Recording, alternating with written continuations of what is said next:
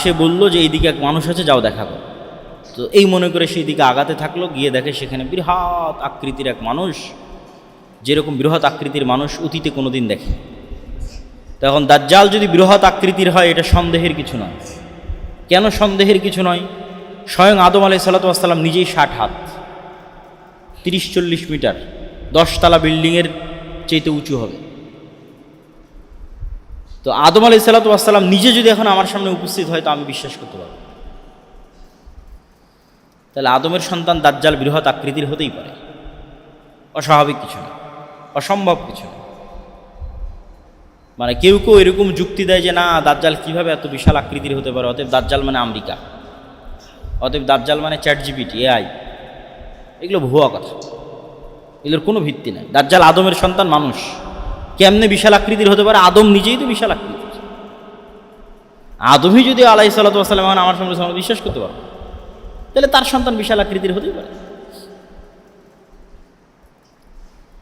তো দাজ্জালের সাথে তামিম আদ-দারির যে সাক্ষাৎ, সেই সাক্ষাতে দাজ্জাল 4: বুহায়রা তাবারিয়া, নাখলে বাইসান, আইনে জোগার, নবী আল উম্মি। বুহায়রা তাবারিয়া, lake of Tiberias, sea of Galilee, এটা ইসরায়েলের সীমানার মধ্যে। এখন বাইবেলের বর্ণনা অনুযায়ী ঈসা আলাইহিস সালাম সব মুজিজা এখানে দেখাতেন। এই জন্য ইউরোপ আমেরিকার সব খ্রিস্টান এই সমুদ্র বা এই লেক, এই হ্রদ, এই খাল, এই বিল দেখতে আসে। আর নাখলে বাইসান, এটা হচ্ছে ইসরায়েলের একটা শহর, বাইত শিয়ান, যেখানকার খেজুরের বাগানের কথা বলা আছে। আর আইনে জোগার, এটা হচ্ছে ডেড সি, জর্ডানের সীমানার কাছে ডেড সির অতি নিকটে একটা জায়গা, স্প্রিং অফ জোয়ার, যেটাও বাইবেলের বর্ণনা অনুযায়ী লূত আলাইহিস সালামকে যেখানে আশ্রয় দেওয়া হয়েছিল সেটা। ফলত এটাও খ্রিস্টানদের কাছে খুব পবিত্র, খ্রিস্টানরা এটাও দেখতে আসে। তো এই 3টা প্রশ্ন করেই দাজ্জাল কি বলছে, 3টার সাথে পানির কানেকশান আছে। পানির সাথে দাজ্জালের কি রহস্য আল্লাহ ভালো জানে। সি অফ গ্যালিলি, সেটাও পানি। নাখলে বাইসানে মানুষ পানি দিয়ে খেজুর চাষ করে কিনা, ওখানেও পানি। আর আইনে জোগারে পানি আছে কিনা, এটাও পানি। আর 3টাতেই দাজ্জাল বললো যে এগুলো সব বাদ হয়ে যাবে, থাকবে না। ওই সি অফ গ্যালিলিতেও পানি থাকবে না, এটাতেও পানি থাকবে না, ওই নাখলে বাইসান ওখানেও খেজুর চাষ হবে না। এখন কেউ কেউ মনে করে যে দাজ্জাল আসার আগেই মনে হয় এগুলোর পানি কমে যাবে। কিন্তু আর এক হাদিসে দেখা যাচ্ছে, ইয়াজুজ মাজুজের হাদিসে, যে ইয়াজুজ মাজুজ পৃথিবীতে এসে সবার আগে এই sea of Galilee, lake of Tiberias, এটার পানি খাবে। তো পানি যদি দাজ্জাল আসার আগেই শেষ হয়, তাহলে ইয়াজুজ মাজুজ পানি কই পাবে? তাহলে দাজ্জাল যে বললো পানি শেষ হয়ে যাবে, তো ইয়াজুজ মাজুজ খাওয়ার মাধ্যমে শেষ হয়ে যেতে পারে। এটা নিশ্চিত করে বলা যাবে না যে দাজ্জাল আসার আগেই শেষ হবে, এটা বলা যাবে। শেষ হবে একদিন না একদিন, ওই যে ইয়াজুজ মাজুজ আসার জন্য পানি খাবে, তখন শেষ হয়ে যাবে, আল্লাহ ভালো জানে।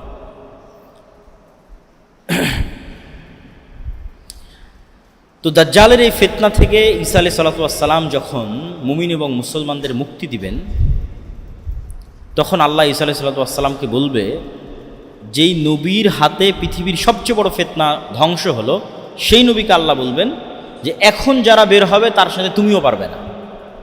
দাজ্জালের সাথে তো মুমিন মুজাহিদেরা পারেনি, তুমি ঈসা, তোমাকে পাঠালাম, তুমি পেরেছো।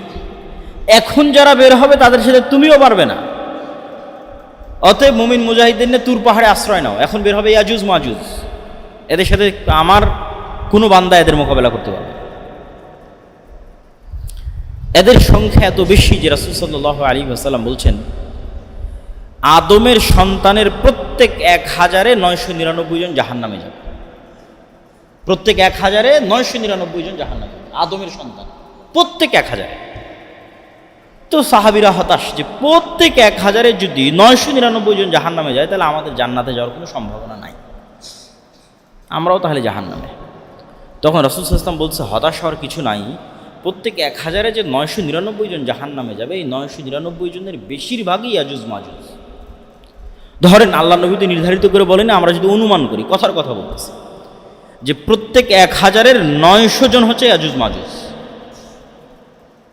আর বাকি 100 জন হচ্ছে স্বাভাবিক মানুষ।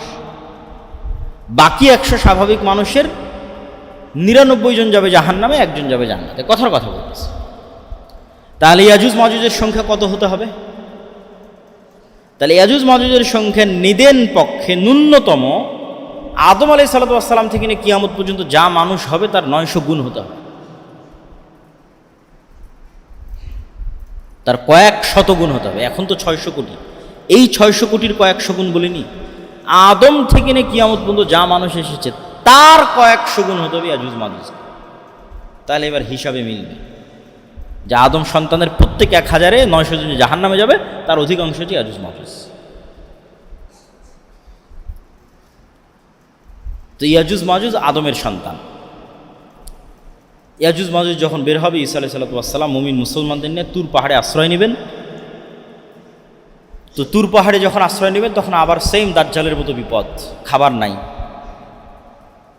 চাষাবাদ নাই, ফল ফলাদি নাই। ওই বিপদে পড়ে আবার তারা কান্নাকাটি করবে আল্লাহর কাছে, আল্লাহ বিপদ থেকে উদ্ধার করে। ঈসা আলাইহিস সালামও কান্নাকাটি করবে। তখন আল্লাহ বিশেষ এক রোগে আক্রান্ত করে ইয়াজুজ মাজুজকে ধ্বংস করবেন। ধ্বংসের বর্ণনা হাদিসে এভাবে আছে, কামাউতি নাফাসিন ওয়াহিদ। একটা মানুষ মারা গেলে যেমন হয়, লক্ষ লক্ষ কোটি কোটি ইয়াজুজ মাজুজ এরকম একবারে একসাথে at a second, at a moment মারা যাবে। কেউ আগে কেউ পরে হবে না, একসাথে সব 1 সেকেন্ডে শেষ। তারপর ঈসা আলাইহিস সালাম তুর পাহাড় থেকে নেমে আসতে চাইবেন, দেখবেন চারিদিকে শুধু লাশ আর দুর্গন্ধ। তখন তিনি আবার আল্লাহর কাছে দোয়া করবেন যে আল্লাহ, এই পৃথিবীতে তো বসবাসের উপযোগী 1 ইঞ্চি জায়গাও নাই, খাবো কি, চলবো কি? তখন আল্লাহ বিশেষ এক প্রকার পাখি পাঠাবেন, যেই পাখি এই লাশগুলোকে তুলে নিয়ে গিয়ে এমন জায়গায় ফেলে দেবে যেখানে মানুষ বসবাস করে না, আল্লাহর আদেশ। উত্তর মেরু, দক্ষিণ মেরু, সাইবেরিয়া, বরফ আচ্ছাদিত, যেখানে আল্লাহ চাই। তারপরে ঈসা আলাইহিস সালাম নেমে আসবেন, আকাশ বৃষ্টি বর্ষণ করবে, জমিন ধুয়ে মুছে সাফ হয়ে যাবে এবং 7 বছর ন্যায়ের শাসন চলবে। এই ন্যায়ের শাসনের পর এক মৃদু বাতাসে ঈসা আলাইহিস সালাম সহ মুমিন মুসলমান সবাই মারা যাবে, শুধু ফাসেক ফাজের থাকবে।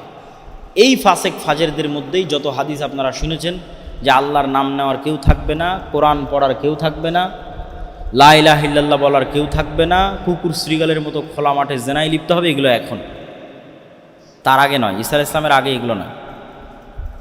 ঈসা আলাইহিস সালামের আগে মানুষের ঈমান এমন লেভেলে পৌঁছে যাবে, এমন লেভেলে পৌঁছে যাবে যে তারা দাজ্জালের ফিতনাকেও মোকাবেলা করতে পারবে।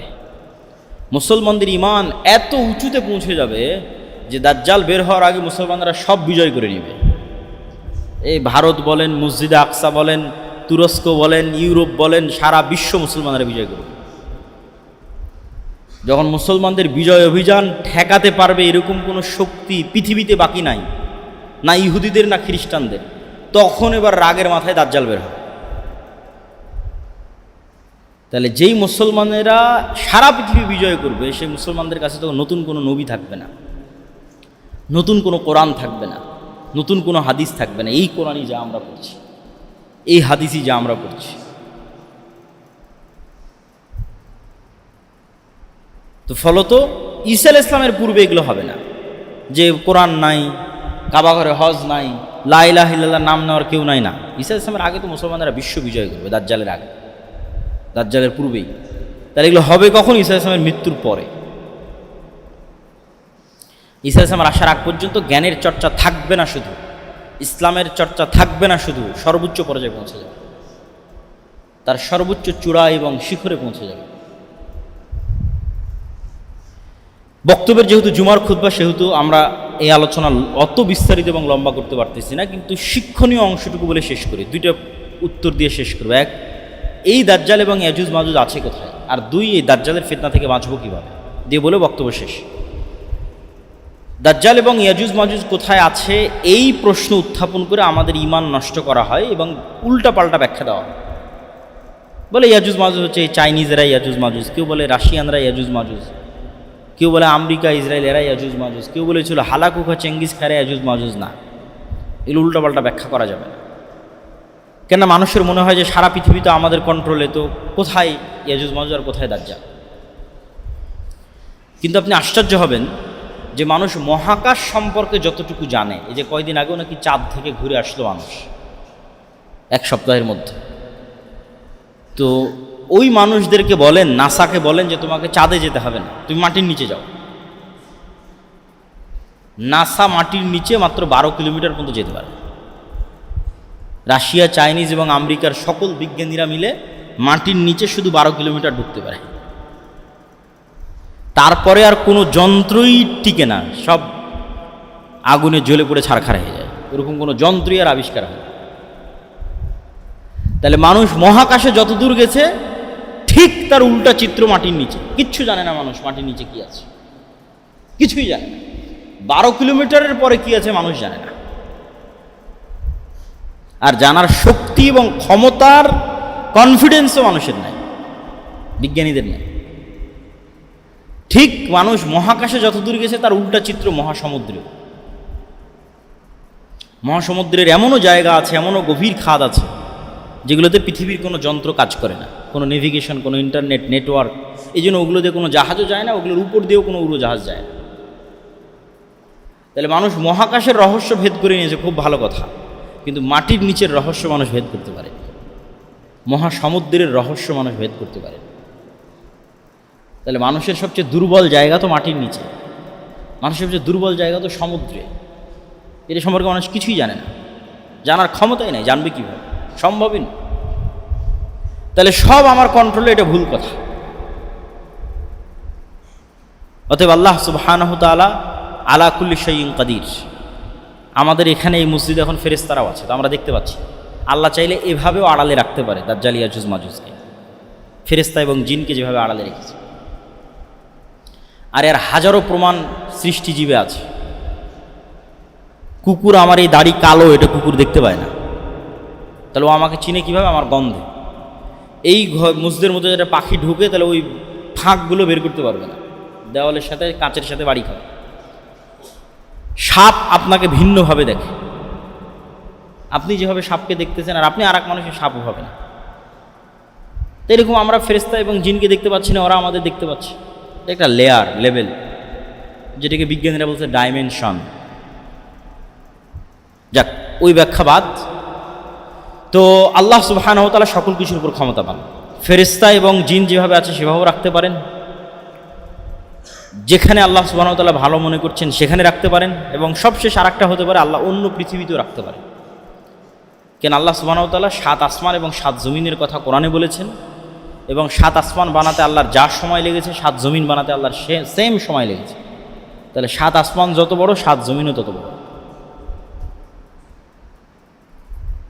এই জন্য অন্য জমিনেও আল্লাহ সুবহানাহু ওয়া তাআলা যদি রাখেন ইয়াজুজ মাজুজকে এবং দাজ্জালকে, তো এটা অসম্ভব, অস্বাভাবিক, ইম্পসিবল না। কিন্তু রেখেছেন অন্য জমিনে, এটাও নিশ্চিত করে বলা যাবে। কিন্তু নাই অন্য জমিনে, এটাও বলা যাবে। দাজ্জালের ফিতনা থেকে বাঁচবেন কিভাবে? দাজ্জালের ফিতনা থেকে বাঁচার ক্ষেত্রে বেশিরভাগ সময় সূরা কাহফের কথা বলা হয়েছে। সূরা কাহফে 4টা ব্যতিক্রম ঘটনা আছে। একটা ঘটনা তো আসহাবে কাহফ গর্তের মধ্যে হারিয়ে গেল। একটা ঘটনা জুলকারনাইন ইয়াজুজ মাজুজকে দেওয়াল দিয়ে ঘিরে দিল, এগুলো সূরা কাহফের ঘটনা। একটা ঘটনা মুসা আর খিজির আলাইহিস সালাতু ওয়াস সালামের ঘটনা। আর একটা ঘটনা 2 ভাইয়ের বাগান এক রাতের মধ্যে নিমিষে ধ্বংস হয়ে যাবে। এই 4টা গুরুত্বপূর্ণ ঘটনা সূরা কাহফে আছে। এই 4টা ঘটনার সারমর্ম শিক্ষা যা, ওঠেই মানুষকে দাজ্জালের ফিতনা থেকে বাঁচাতে পারবে। তো খিজির আলাইহিস সালাতু ওয়াস সালামের ক্ষেত্রেও অনেক গবেষক প্রশ্ন উত্থাপন করেছে। কেন নিশ্চিত জ্ঞান তো কারো কাছে নাই, এই জন্য নিশ্চিত দাবি করা যাবে না, কিন্তু প্রশ্ন অবশ্যই করা যায়। প্রশ্নটা কি? যে খিজির আলাইহিস সালাতু ওয়াস সালাম যদি পৃথিবীরই হতেন, তাহলে আল্লাহ মুসা আলাইহিস সালামকে বলে দিতেন অমুক গ্রামে, অমুক শহরে, অমুক দেশে যাও, খিজির আছে।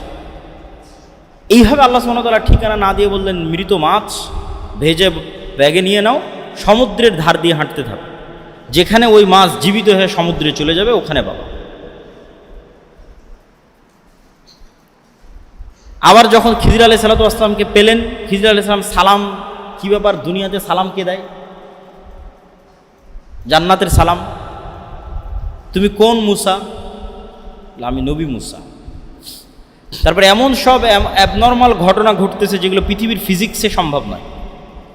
যেমন ওই মাছের জীবিত হয়ে সমুদ্রে যাওয়া ফিজিক্সে সম্ভব নয়, পৃথিবীর ল রেগুলেশনে।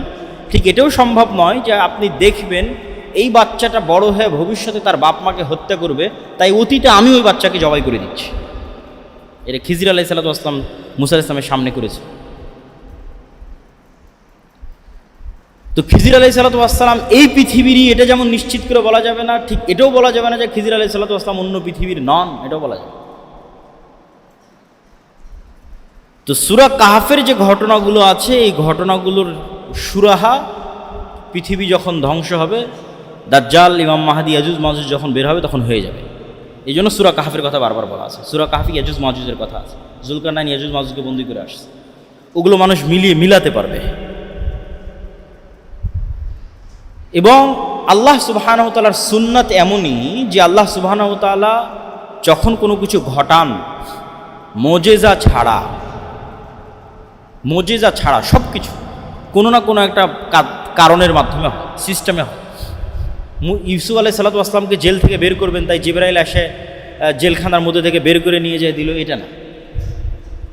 কোনো একটা ঘটনা ঘটতেছে, ঘটনার প্রেক্ষাপটে ইউসুফ আলাইহিস সালাম জেল থেকে বের হচ্ছে। ইউসুফ আলাইহিস সালাতু ওয়াস সালামকে কুয়া থেকে উঠাতে হবে, তাই ফেরেশতা কুয়া থেকে উঠিয়ে দিল, এটা না। কোনো একটা ঘটনার প্রেক্ষাপটে ইউসুফ আলাইহিস সালাম কুয়া থেকে উঠতেছে। সাধারণত আল্লাহর সুন্নাত এমনই, মুজিজা যেগুলো ঘটে সেগুলোর কথা বাদ দিল। তো সেক্ষেত্রে দাজ্জাল আসলে একদিন 1 বছর হবে, একদিন 1 মাস হবে, একদিন 1 সপ্তাহ হবে, এটা এমনিই হবে, এটা আল্লাহর সুন্নাতের সাথে যায় না। বরং কোনো ঘটনাক্রমে হবে, কোনো ঘটনার ধারাবাহিকতায় হবে, এটাই সুন্নাতের সাথে যায়। সেই ঘটনা এমন ভয়াবহ ঘটনা যে ওই ঘটনার চাপ সামাল দিতে সূর্য আর পৃথিবীর স্বাভাবিক হতে সময় লাগবে, একদিন লাগবে 1 বছর, একদিন লাগবে 1 মাস, একদিন লাগবে 1 সপ্তাহ, তারপরে এরা স্বাভাবিক হতে পারবে, আবার আগের 24 ঘন্টার যে দিন রাত সেটাতে ফিরে যেতে পারবে। ঘটনা এত ভয়াবহ ঘটেছে যেই ঘটনার ভয়াবহতার পাল্টা প্রতিক্রিয়া সামাল দিতে এখন একদিন হবে 1 বছর, একদিন হবে 1 মাস, একদিন হবে 1 সপ্তাহ, তারপর আবার স্বাভাবিক অবস্থায় ফিরে গেছে। সেই ঘটনা কি সেটা আমরা জানি না, কিন্তু সেটা ভয়ঙ্কর ব্যতিক্রম কোনো ঘটনা। যদি ওইভাবে হয় তাহলে আল্লাহর সুন্নাতের সাথে মিলে। আল্লাহ সাধারণত এইভাবেই ঘটান। হ্যাঁ, আল্লাহ চাইলে সূর্য এবং পৃথিবীকে আদেশ দিয়েও একদিন 1 বছর করতে পারেন, একদিন 1 মাস করতে পারেন, একদিন 1 সপ্তাহ করতে পারেন, এটাও অসম্ভব না। কিন্তু সাধারণত আল্লাহ এমন করেন না। সাধারণত কোনো ঘটনার ধারাবাহিকতায়, পরিপ্রেক্ষিতেই, প্রেক্ষাপটে এগুলো ঘটতে থাকে। ফলত দাজ্জালের আগমনের সাথে সংশ্লিষ্ট যে বিষয়গুলো, এই বিষয়গুলো সূরা কাহফের যে ব্যতিক্রম ঘটনাগুলো আছে এগুলোর চাইতেও ব্যতিক্রম। মানে আপনি দাজ্জালের ঘটনার উপর বলবেন যে আমি ঈমান আনতে পারতেছি না, তাহলে এগুলো তো আল্লাহ অতীতে ঘটেছে বলতেছে। মানে ইয়াজুজ মাজুজকে অতীতে জুলকারনাইন দেখে এসেছে এবং এক জায়গায় বন্দি করে এসেছে, এটা অতীতে ঘটা ঘটনা। সময়ের আপেক্ষিকতা আপনি বিশ্বাস করতে চাচ্ছেন না? আসহাবে কাহফের সময়ের আপেক্ষিকতা তো অতীতে ঘটে গেছে, 309 বছর। তো সূরা কাহফের এই ঘটনাগুলোর প্রতি আমাদের ঈমান যত মজবুত হবে, আমাদের বিশ্বাস যত মজবুত হবে, পরকালের প্রতি আমাদের ঈমান যত মজবুত হবে, এবং সবচেয়ে বড় কথা যেটা বলে বক্তব্য শেষ করে দেবো, খুতবা শেষ করে দেবো, ঈসা আলাইহিস সালামের আগমন, দাজ্জালের আগমন, ইমাম মাহদির আগমন, ইয়াজুজ মাজুজের আগমন, এগুলোর চেয়েও বড় ঘটনা হচ্ছে কোরআন এবং মুহাম্মদ সাল্লাল্লাহু আলাইহি ওয়াসাল্লামের আগমন। কেন? নতুন কোনো কোরআন তখন আসবে না। ঈসা আলাইহিস সালাম এই কোরআনের উপরে আমল করবে, রাসূল সাল্লাল্লাহু আলাইহি ওয়াসাল্লামের এই হাদিসের উপরে আমল করবে। তাহলে আসল ঘটনা কিন্তু আগেই ঘটে গেছে। এই কোরআন, এই হাদিসকে কাজে লাগিয়ে মুসলমানেরা এমন লেভেলে যাবে যে বিশ্ব বিজয় করবে। তাহলে কবে কি হবে, কবে কি ঘটবে, এটা চিন্তা না করে ওই কোরআন তো আমাদের কাছেই আছে। দাজ্জাল যেই নবীকে মানতে বলেছে, তামিম আদ-দারিকে, ওই নবীর হাদিস আমাদের সামনে আছে। তাহলে আমাদের কাজ ওই কোরআন এবং ওই হাদিসের উপর আমল করা। আর আমাদের প্রত্যেকের কিয়ামত আমাদের মৃত্যু। কিয়ামত মানে কি? পরকাল দেখা। তা আপনি মরলেই তো পরকাল দেখবেন, মরলেই কবরে যাবেন, ফেরেশতাদের দেখবেন, কবরে আযাব দেখবেন, জান্নাতের সুন্দর বাতাস দেখবেন, জাহান্নামের আগুনের তাপ দেখবেন, সবই দেখবেন, পরকালের সব দেখে নেবেন। তার কি দেখতে বাকি থাকবে? কিয়ামত হতে তো আর বাকি থাকবে। তাহলে মৃত্যুই কিয়ামত। তাহলে আমাদের কাজ কি? যেহেতু সবচেয়ে বড় ঘটনা আগেই ঘটেছে, নতুন কোরআন আসবে না, নতুন নবী আসবে না, আর আমাদের মৃত্যুই আমাদের কিয়ামত, তাহলে আমাদের এই কোরআন এবং হাদিসের উপর আমল করতে হবে। আসমান, জমিন, চন্দ্র, গ্রহ, নক্ষত্র, সূর্য, পাহাড়, পর্বত সব যখন চূর্ণ বিচূর্ণ হয়ে যাবে, ধ্বনিত তুলার ন্যায় আকাশে উঠবে, মানুষ হবে বিক্ষিপ্ত পঙ্গপালের ন্যায়, এটা ফাইনাল ধ্বংস। কিন্তু ওই ধ্বংসের পূর্বে কিছু ফিতনা বর্ণনা পবিত্র কোরআন এবং হাদিসে এসেছে, যেগুলোকে বলা হয় কিয়ামতের আলামত, কিয়ামতের চিহ্ন। কেন কিয়ামত কখন হবে তা কেউ জানে না। স্বয়ং ইসরাফিলও জানে না কিয়ামত কখন হবে, জিব্রাইলও জানে না কিয়ামত কখন হবে, মুহাম্মদ সাল্লাল্লাহু আলাইহি সাল্লামও জানতেন না কিয়ামত কখন হবে। সবাই জানে কি আলামত জানে, চিহ্ন জানে যে কিয়ামতের পূর্বে পৃথিবীতে এগুলো এগুলো ঘটবে। তো যেহেতু কিয়ামতের নির্ধারিত সময় আমাদের জানা নাই, কিন্তু কিয়ামত হবে কথা সত্য, এবং কিয়ামতের যে ফাইনাল ধ্বংসের চিত্র সেটাও মোটামুটি আমরা জানি, কিন্তু কিয়ামতের পূর্ব মুহূর্তের যে ফিতনাগুলো, এগুলো সম্পর্কে আমরা কিছু জ্ঞান আজকে অর্জন করার চেষ্টা করব, যদি আল্লাহ সুবহানাহু ওয়া তাআলা তৌফিক দেয় ইনশাআল্লাহ। তো কিয়ামতের পূর্ব মুহূর্তে সংঘটিত ফিতনাসমূহ, রাসূলুল্লাহ সাল্লাল্লাহু আলাইহি ওয়াসাল্লাম একটি হাদিসে বলছেন, উউদুদ সিত্তাম বাইনি ওয়া বাইনাল কিয়ামাহ। কিয়ামতকে কিন্তু কোরআন মাজিদে কিয়ামত যতবার বলা হয়েছে তার চেয়ে বেশিবার বলা হয়েছে ইয়াউমুল আখির, ইয়াউমুদ্দিন, কোরআন এবং হাদিসে।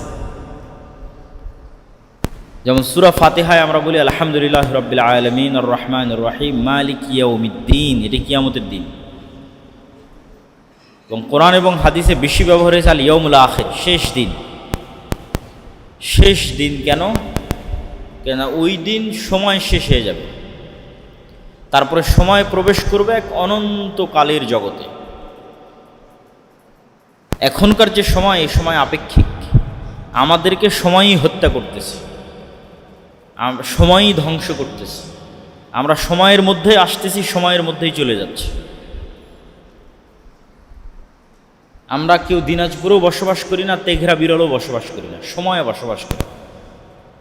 এই তেঘরা বিরল 500 বছর আগেও ছিল, আজও আছে, কিন্তু 500 বছর আগে যে ছিল সে নাই, তাহলে ও তেঘরা বিরলে ছিল না, ও একটা টাইমের মধ্যে ছিল। ওই টাইম চলে গেছে, ওইও চলে গেছে। আমরাও একটা সময়ের মধ্যে আছি, কোনো স্থানে না।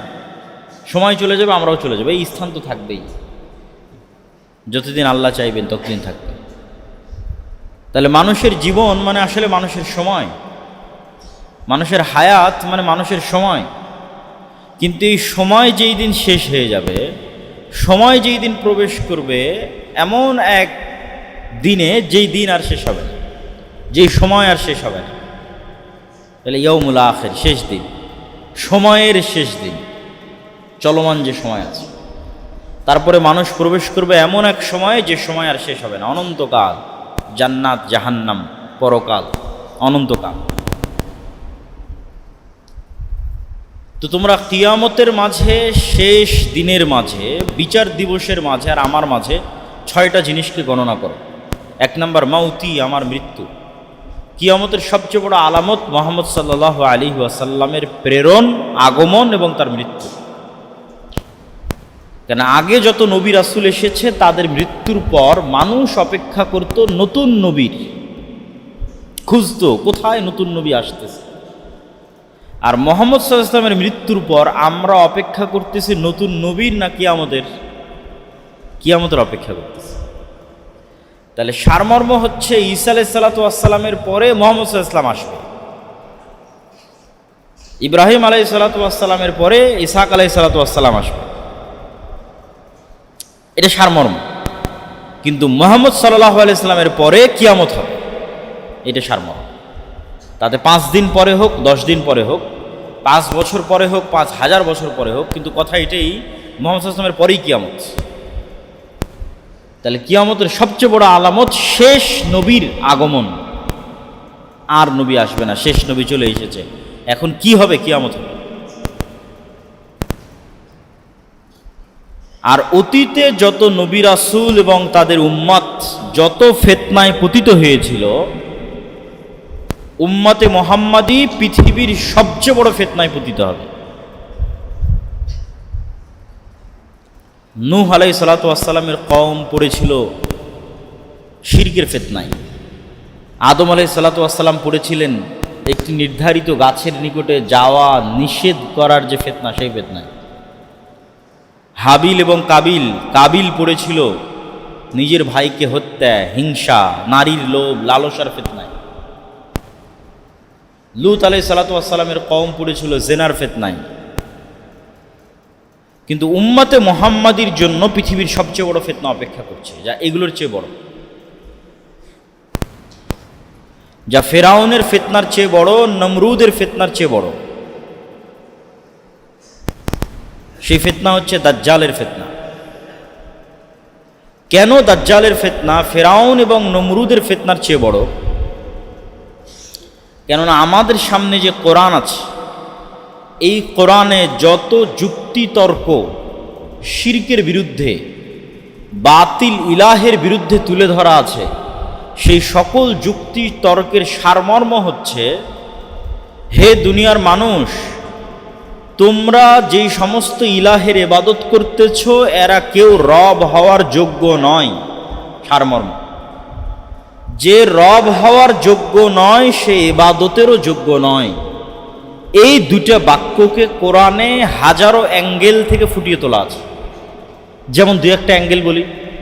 কোরআনে আল্লাহ সুবহানাহু ওয়া তাআলা বলবেন, ইব্রাহিম আলাইহিস সালাম বলতেছে তার বাপকে, ইয়া আবাতি লিমা তা'বুদ, হে আমার পিতা, আপনি কেমনে এমন মূর্তির পূজা করেন যে মূর্তি শুনে না দেখে না?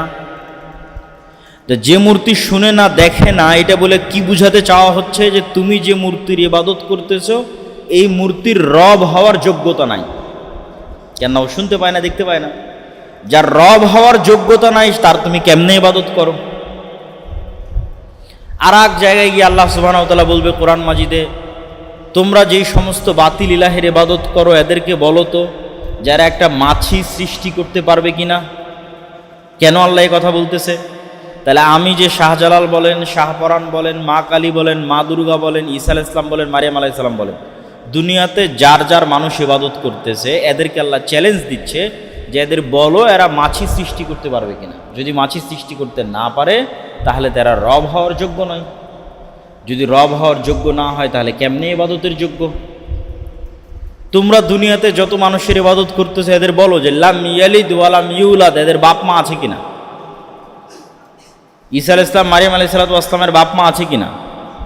শাহজালাল, শাহপরানের বাপ মা আছে কিনা? যদি থেকে থাকে তাহলে তারা রব হওয়ার যোগ্য হলো না। তোমরা যাদের ইবাদত করছো তাদের দেখো যে এরা আল হাই আল কাইয়ুম, চিরঞ্জীব কিনা না মারা গেছে। যদি শাহজালাল মারা গিয়ে থাকে, যদি মারিয়াম আলাইহিস সালাম মারা গিয়ে থাকে, যদি মা কালী, মা দুর্গা এদের মৃত্যু হয়ে থাকে, তাহলে তারা রব নয়। যদি এরা রব না হয় তাহলে এরা ইবাদতের যোগ্য নয়। বলতে বলতে আল্লাহ সুবহানাহু ওয়া তাআলা কোরআন মাজিদে এমনও বলেছে যে তোমরা যাদের ইবাদত করছো এদের বলো যে এরা পৃথিবীর অতটুকুর মালিকানা দাবি করতে পারে কিনা যতটুকু খেজুরের বিচির উপরে যে পাতলা আবরণ আছে পরল, এই পাতলা আবরণ যতটুকু, এতটুকুর মালিকানা এরা দাবি করতে পারবে কিনা। ওটাও বাদ দিলাম, আল্লাহ এভাবেই বলছেন, ওটাও বাদ দিলাম, বাদ দাও। তাদেরকে বলো মালিকানা বাদ, আমি আল্লাহ মালিক, আমার সাথে এরা হেল্প করেছে কিনা সেই দাবি করুক। যে আমি আসমান জমিন সহযোগিতা করেছি, শাহজালাল বলুক যে আমি আসমান জমিন বানাতে আল্লাহকে হেল্প করেছি।